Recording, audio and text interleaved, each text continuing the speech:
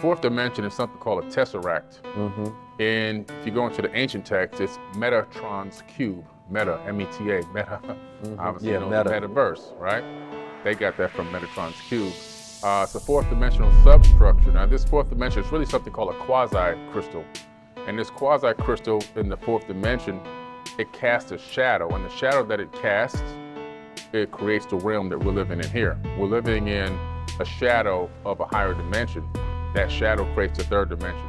It actually creates a fractal of it, creates this fractal holographic matrix that we're actually maneuvering in the third dimension right now. You can address a fourth dimension of time like Albert Einstein was saying if you're just looking at the third plus a fourth being the arrow.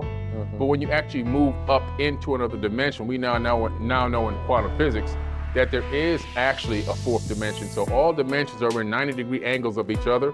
And according to quantum theory right now, we're really anticipating that there's at least 11 dimensions, or otherwise the universe would collapse. So there really is truly a fourth, fifth, sixth, seventh, all the way up, not just the arrow of time. That's just something extra. They try to make it make sense back then by saying the fourth dimension is time, but time is actually not a dimension at all.